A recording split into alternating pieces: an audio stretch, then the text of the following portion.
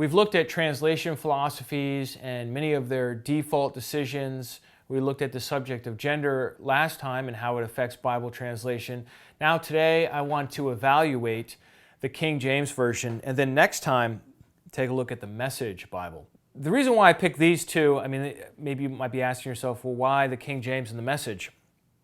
Well, they occupy the fringes. The King James Version is a very literal translation, and it still has an amazing staying power to influence Bible purchasers and Bible students of all different types.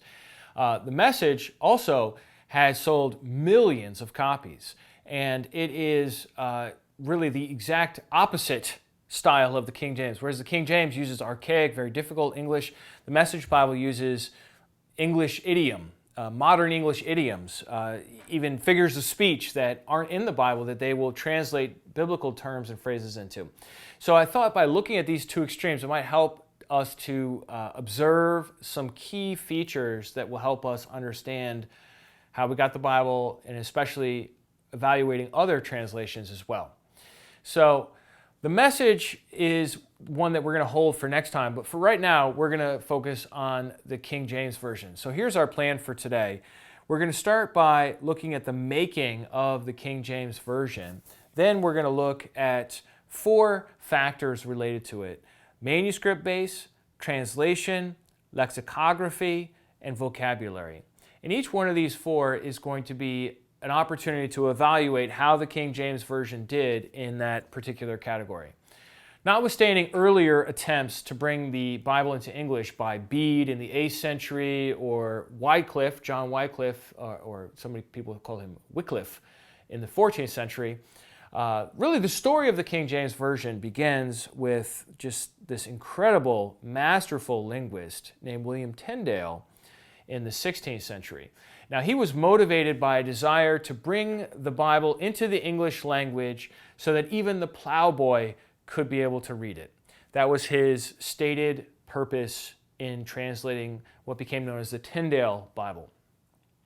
Like I said, he was a linguist. He lived in England, so he knew English, but he also knew German, French, Spanish, Italian, Latin, Greek, and then in his 40s, he studied and learned Hebrew well enough to translate a big portion of the Old Testament.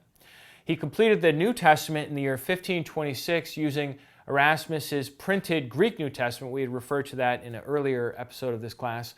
And then he revised his New Testament, re-released it in the year 1534, began work on the Old Testament, but then was betrayed by some cronies sent there by the King of England, who arrested him and then executed him for his dastardly crime of translating the Bible into English. And he was burned at the stake in the year 1536. A true hero of English Bible translation, man deserving of our respect. In fact, to be honest, I don't know anybody that criticizes Tyndale. Everybody just loves him, thinks he did a great job for his time. Allegedly, his last words were, "Lord, open the King of England's eyes," specifically so that he would allow English translations. And that, in fact, is what happened. Tyndale's translation had a massive impact on later English versions, and later translations more or less just copied Tyndale and maybe made a few changes or vocabulary differences, but they basically always had an eye on Tyndale as they made their versions up until and including the King James Version. Tyndale coined a whole bunch of phrases and words that we find even to this day. For example, atonement. He just made up that word. The idea of bringing two together to make them at one, atonement. Scapegoat is another term he invented. Passover, the idea of passing over based on the Exodus account. So let's I think give Tyndale the credit that he's due as the starting point for what eventually became known as the King James Version, but also realize that a lot of other people were involved in the process. So let me show you a little timeline slide of English versions starting with Tyndale. First of all, we have his version in 1526 and 1534. He did 2 editions of the New Testament, but his Old Testament he was not able to complete. 1535, Miles Coverdale produced his Bible, which was basically Tyndale's with some added in parts from other versions that he added in. In 1537, the Matthew Bible came out. In 1539, the Great Bible came out. And then in 1560, in a different place in Geneva, the Geneva Bible came out, Geneva, Switzerland. So the Geneva Bible is really different than this other line of revisions. I mean, you have Tyndale, and it leads directly to Coverdale, leads directly to the Matthew Bible, leads directly to the Great Bible. The Geneva Bible is really its own thing, and it was translated by Calvinists, and it had lots of study notes in it. And then in 1568, we had the Bishop's Bible, and then 1610, the Douay-Rheims Bible. The Douay-Rheims Bible is not part of the Tyndale tradition either. That is the version that the Catholics put out of the Latin Vulgate. So it's not a translation from the Hebrew and the Greek, it's a translation from the Latin into English. So it does kind of stand off to the side as well. But then after the 1568 Bishop's Bible, there were some more revisions in there. But then eventually in 1611, we have the King James Version. So what is my point in showing you all this? My point is that the King James Version is not some magical translation that came out of nowhere. It was a revision of the Bishop's Bible, which was a revision of the Great Bible, which was a revision of the Matthew Bible, and so on, going back to Tyndale. Furthermore, we don't stop there either. After the 1611 King James Version, there was a revision in 1769. But like last episode, we talked about the NIV, the 1984 NIV, the 2011 NIV. Well, you have the 1611 King James Version and the 1769 King James Version. Same name. It doesn't say update anywhere. It just says King James Version. In fact, most people think when they're reading the 1769 that they're reading the 1611, but they're not. So that was the first revision. In 1881, we got the Revised Version. In 1901, the American Standard Version. 1952, the Revised Standard Version. In 1971, the New American Standard Bible. 1982, the New King James Version. In 1989, the New Revised Standard Version. In 1995, the New American Standard Bible updated. In 2001, the English Standard Version, which was updated subsequently to that. And then the 2017, they planned a new update edition of the NRSV that was announced. Who knows when that'll come out. And then allegedly in 2021, we'll see the NASB, according to the Lockman Foundation, is planning on releasing an update to that version as well. So why am I showing you this? I'm showing you this because the King James is one version that was actually a revision of previous versions that has subsequently been revised many times as well. It's just one version in the midst of a spectrum of versions in the English language that has come along throughout the years. So why is that significant? Well, it shows you that the King James Version isn't on a different level than these other versions that came before or after it, even though it is usually singled out as the one true Bible by some people today. So now why did King James, notice most of these Bibles aren't named after kings, right? So why is it called the King James Version? Why did King James authorize a new version?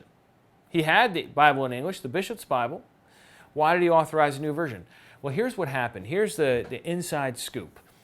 The Geneva Bible, which was the Bible that had all these Calvinist marginal notes, had certain marginal notes and footnotes that the king did not like.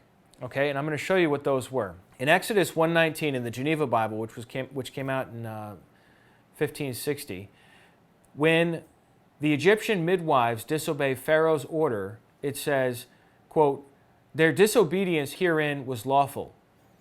So in other words, the Geneva Bible is endorsing the lying behavior of the midwives over against the king, Pharaoh.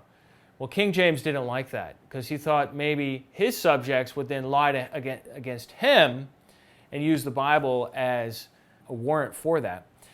Secondly, in 2 Kings 9:33, when Jehu has Queen Jezebel thrown out of the window, the Geneva Bible calls it, quote, "a spectacle and example of God's judgment to all tyrants." Well, once again, royal people don't want to see royal people getting thrown out of windows, and then the Bible note saying, you know, good on them, they did the right thing there. And then a third example comes from 2 Chronicles 15:16, when King Asa deposed his mother for idolatry. The Geneva Bible reads, "Herein he showed that he lacked zeal, for she ought to have died." So the Geneva Bible is counseling, executing the royal person there, rather than doing what he actually did, which was deposing her. So King James himself said the Geneva Bible was, quote, very partial, untrue, seditious, and savoring too much of dangerous and traitorous conceits. Whew. I left the Old English spelling in there for you so you could get the full flavor of the King's English, right?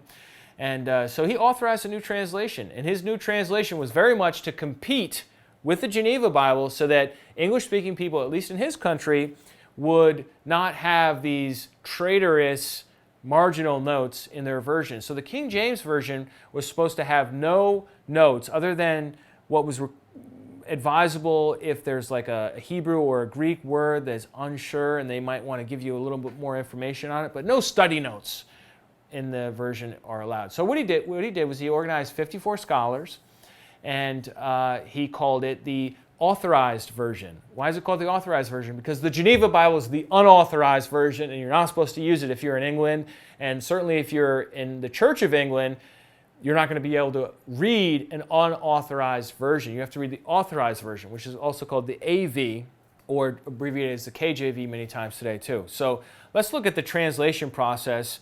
This is a little quote from FilmConvert. He writes, "The translation went through several committees before it was finalized. The scholars were instructed to follow the Bishop's Bible as the basic version, as long as it adhered to the original text, and to consult the translations of Tyndale, Matthew, and Coverdale, as well as the Great Bible and the Geneva Bible, when they appeared to contain more accurate readings of the original languages." So the King James Version is indebted to earlier English translations in about 60% of its text.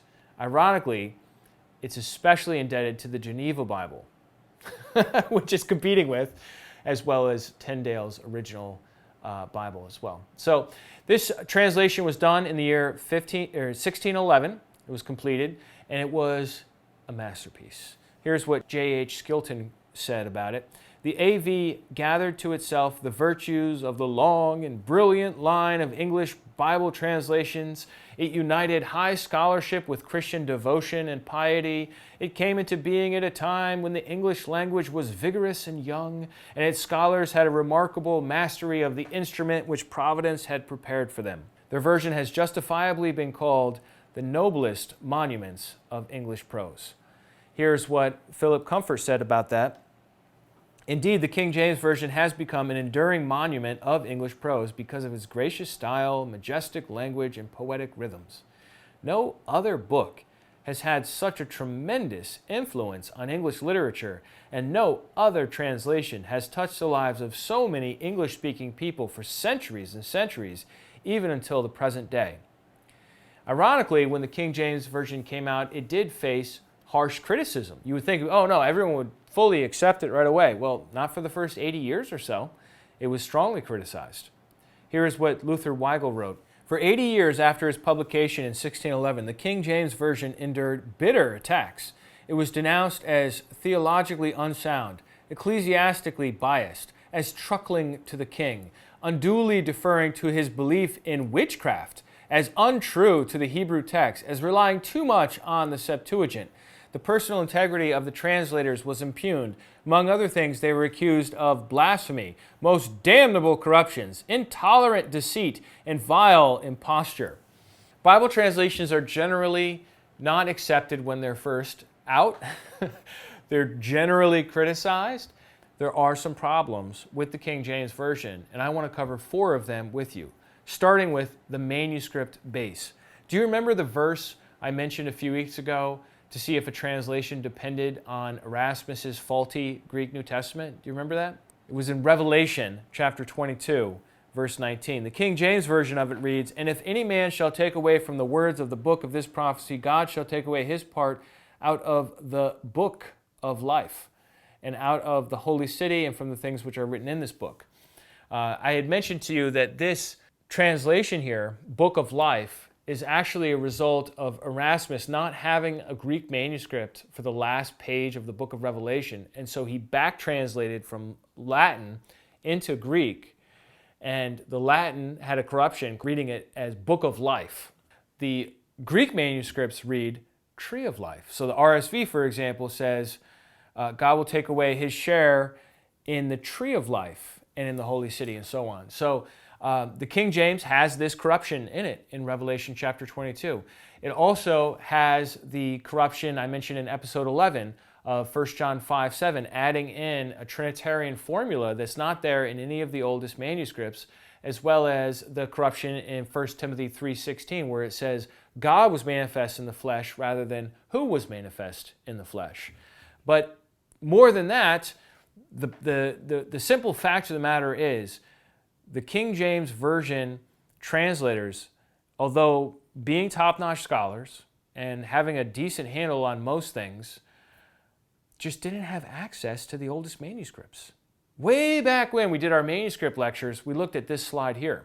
And in this slide, I put a column that says available to the West. And this is really important for us right now, because this really tells us when we had access to these different Masoretic texts, these different Hebrew texts of the Old Testament. The Cairo Codex we didn't have access to until the year 1983. Petersburg, 1839. The London Codex, 1891. The Aleppo Codex, which is considered to be the most accurate on the planet of the Masoretic tradition, 1958. The University of Michigan Torah, 1922. Damascus Pentateuch, 1975. The Leningrad Codex, which most translations are based on, 1863. The University of Bologna scroll is not till 2013. So all they had available was the Mikraot Gedolot, which was very late rabbinic Bible. Furthermore, if we look at even older Hebrew manuscripts, none of these were discovered at the time the King James Version was done. The Ketef Hanam silver scroll wasn't discovered. The Dead Sea Scrolls weren't discovered till the middle of the 20th century. The Nash Papyrus wasn't discovered till the 20th. The Engedi Scroll wasn't deciphered till the year 2016. The Cairo Geniza fragments weren't discovered until the 1800s. So in the year 1611, these things just simply aren't available. Furthermore, when it comes to the Greek manuscript base for the King James Version, they don't have any papyri. They have, I think, basically 2 unseals out of over 300 that we have today. They have lots of minuscules and lectionaries, maybe not lots, but a couple dozen minuscules and lectionaries, and they do have the church fathers. But here's the problem. We've got over 100, something like 130 papyri and over 320 unseals, and these earliest groupings of texts weren't discovered until the 19th and 20th centuries, especially in Oxyrhynchus, Egypt, and then later on in other parts of Egypt. So what are we saying? We're saying that the King James Version just didn't have the access to the oldest and best manuscripts available, so their translation, even if it's perfectly accurate, has flaws in it because the manuscripts from which they translated were late medieval minuscules. And so the King James actually has a bunch of verses that aren't in the oldest manuscripts. Here's a slide of these verses here. These are not found in earlier manuscripts. So we have about 16 verses from Matthew, Mark, Luke, John, Acts, and Romans that the King James Version has that the earliest Greek just doesn't have at all. And so most of your modern versions are going to do kind of like a funny thing. They're going to skip the verse, and people will see a skipped verse. Like, for example, Matthew 17:21. You go look at it, and it's not there, or it's empty.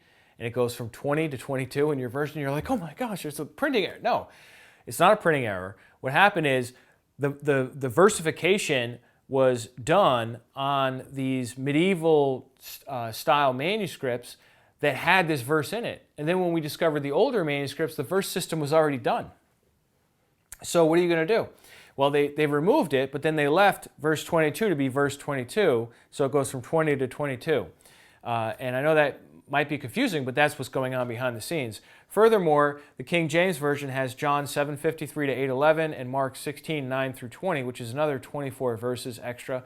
So there's a total of 40 added verses in the King James Version that are not found in the oldest and best Hebrew and Greek manuscripts that we have available. How did they do as translators? Well, first of all, they used formal equivalence. I told a couple of episodes ago the difference between formal equivalence and dynamic equivalence. Formal is word for word, dynamic is thought for thought. So the King James Version is very much a formal equivalence translation. Let me show you an example from Ephesians chapter 3, verse 10. It reads, "To the intent that now unto the principalities and powers in heavenly places might be known by the church the manifold wisdom of God." That sentence right there in English is an inverted sentence, whether you realize it or not. What the translators did is they followed as precisely as possible the Greek. The nominative case, which is the subject of the sentence, is at the end of it. And so when you translate it into English, you want to make this come way up here towards the front of the sentence. And that's in fact what the NASB does, right? So this says the manifold wisdom of God right here. So that's where the manifold wisdom of God comes out front in the NASB, but you can see it's out back in the King James Version. Well, why do they do that? Because they're trying to stick to the arrangement of words in the original, even though it produces an English sentence that's actually backwards. So you read the whole sentence and then you get the subject of the sentence at the very end. And so that's what we would call strict formal equivalence. And yet, the King James Version, just like all versions, had mistakes in it too. For example, in 1 Timothy 6:10, I wonder if you've ever heard the phrase, that money is the root of all evil. That's a King James Version mistranslation. The Greek does not say the root. It says a root. That's a big difference. If you're a root, there are other roots too. If you are the root, then you're the absolute root of all evil, right? And so that's interesting. Ephesians 2:1 in the King James Version reads, "And you hath he quickened who were dead in trespasses and sins." The Greek does not have the words, hath he quickened. They added in, and the King James doesn't make any bones about it. They italicize words that are added in. You don't have to guess about it. They knew it was added in. The question is, why did they add it in? Why add in these words, you hath he quickened, you have he made alive, right? Why did he do that? Maybe they thought it was too depressing. If you read the first few verses of Ephesians 2, it's all about being dead in trespasses and sins and walking according to the course of this spirit of the air and, the disobedience, children of wrath, all this. And maybe they felt that you need a little advanced warning that, you're going to be made alive in just a few verses here, buddy. Just hang in there. I don't know. I'm just totally guessing. But they added in a whole phrase that is not there in the Greek, in their Greek that they had available to them. I'm not talking about a Greek difference. This is a translation error difference. Or then Matthew 23:24. Have you ever heard anyone say, strain at a gnat? Strain at a gnat. Not strain out. Strain at a gnat. That's a King James mistranslation. You don't strain at things.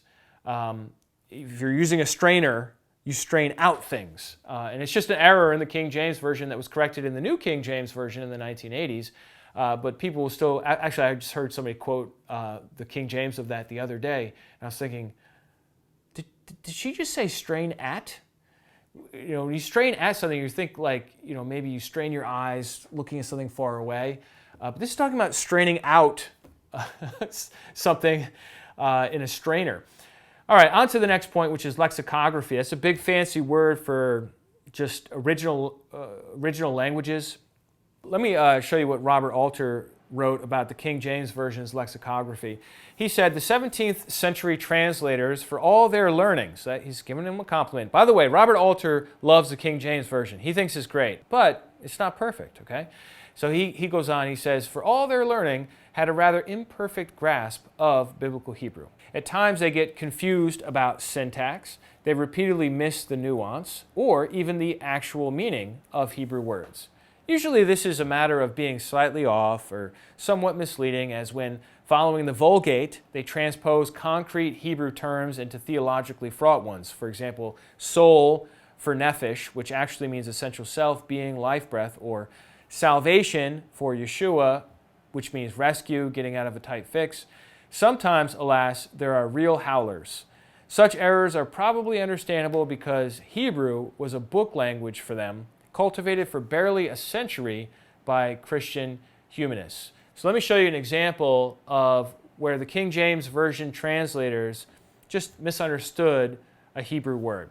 2 Samuel chapter 6, verse 19 says, "And he dealt among all the people, even among the whole multitude of Israel, as well to the women as men, to every one a cake of bread and a good piece of flesh and a flagon of wine. So all the people departed, every one to his house." Whereas the ESV, along with essentially all recent versions, reads, instead of a flagon of wine there, a cake of raisins. It's not the word for wine, it's the word for raisins. They translated the Hebrew phrase son of the morning in Isaiah 14:12. It says in Hebrew, son of the morning. They translated it as a name, Lucifer.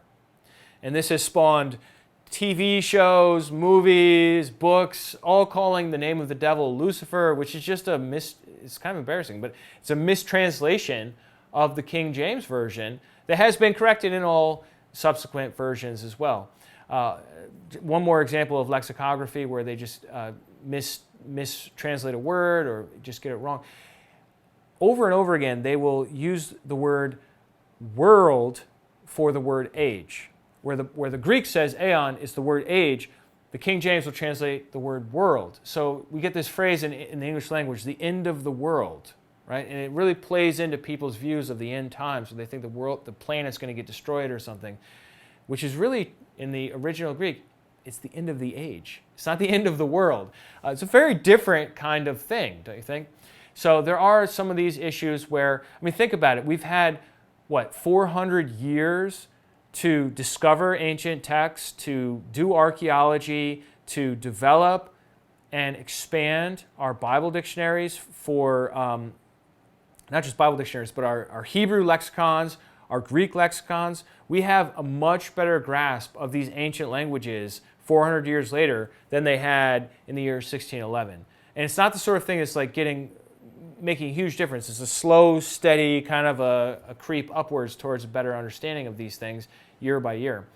All right, on to the next point, which is vocabulary. The vocabulary of the King James Version is usually the first thing people notice about it. All the these and the thous and the antiquated, archaic English. So let me show you in Luke 17, verse 9, where a good example of this. Now, I'm going to quote to you first from the 1611 version, which says, "Doeth he thank ye that seruent, because he," with two E's, "did the things that were commanded him, I trow not." All right, obviously I was being excessively emphatic there in how I pronounce these things. But the 1769 version cleaned up the spelling and said, "Doth he thank that servant because he did the things that were commanded him, I trow not." Question: what does trow mean? Do you know? Trow is a tricky one. It's a real tricky one, because even if you read the King James Version cover to cover, whether the 1611, which most people have never encountered, or the 1769 edition, you're never going to see the word trow any other place. This is the only place it's used in the whole Bible, so good luck trying to figure out what it means. So this is the sort of thing we're talking about. They used words that no longer mean today what they meant back then, or are just simply like this one, not used at all anymore. Let me give you another example. Philippians 3:21 talks about how Christ is going to change our vile body to be like his glorious resurrected body. The word vile today means disgusting. The word vile in the 1600s, it meant something that's humble.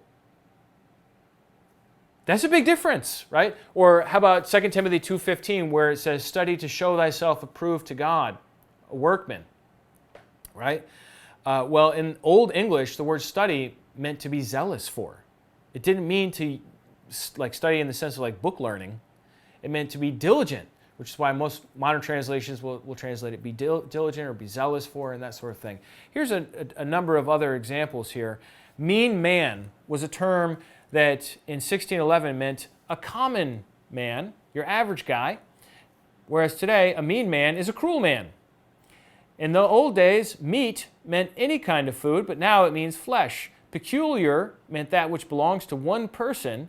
Today, peculiar just means strange or weird. To prevent used to mean to come before, but now it means to hinder. To knit was to let down, whereas today to knit means to weave. A carriage was something carried. Today, it's a horse-drawn vehicle. So these are a number of these archaisms that make it so that when you're reading the King James Version in the 21st century, you don't even realize you're just getting it wrong. Unless you have been trained, unless you've been educated on Old English, how Old English works, you really can't just pick it up and be like, oh, I get this. This makes perfect sense. You're gonna understand a lot of it, but there's gonna also be a number of phrases and words in there where you think you're gonna know what that word means, and it really means something different than what you think. So in conclusion, let me give you some concluding remarks about the King James Version. The King James Version was an excellent masterpiece of English literature that, considering the scholarship and the manuscripts available, did the best job they could in the year 1611. However, it does have some problems with it. Number one, the manuscript base is late, and it has too few manuscripts in it. Number two, the translators occasionally made mistakes. Number three, their knowledge of Hebrew and Greek were not nearly as good as ours is today. And number four, the English language itself has changed so drastically in the last 400 years that it's impossible to read the King James Version and not misunderstand it unless you have training in Old English. And most of us have maybe a little Shakespeare from high school or something, but I can tell you it's probably not enough.